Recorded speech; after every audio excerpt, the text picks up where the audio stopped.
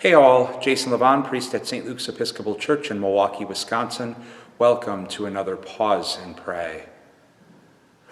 One of my many struggles in a moment of vulnerability with you all, and I have many struggles, but one of them is perfectionism. I hold myself to very high standards, and whenever I feel like I've dropped the ball, I beat myself up a lot. I ruminate about what could have gone better or what I should have said or done differently. And in moments of clarity and healthier thinking, I realize this is self-defeating, but I fall into the struggle again and again. And it spans all of my life. It spans work here.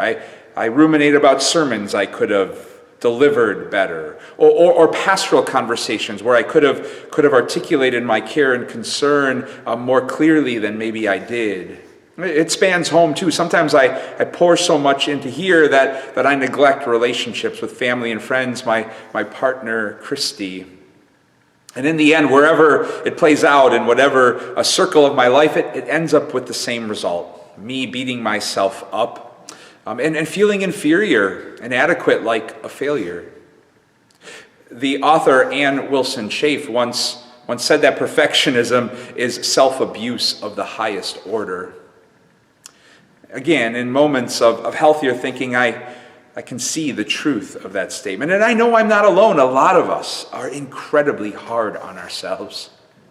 Maybe it's why we need to hear scripture passages like the one our daily office brings to us today. It's chapter 4 of the first letter of John. And in it, John reflects on perfection and perfectionism, but not in the way that I reflect on it or think about it. For John, perfectionism isn't about saying the right things or doing the right things or even succeeding all the time. It's simply about showing up with love, as imperfectly as that might be, and allowing some love and recognizing that the only way we can love is because we have first been loved by God. In that sense, perfection isn't ours to bring about at all, and it can't be ours to bring about. It's God's to bring about, even through our imperfection.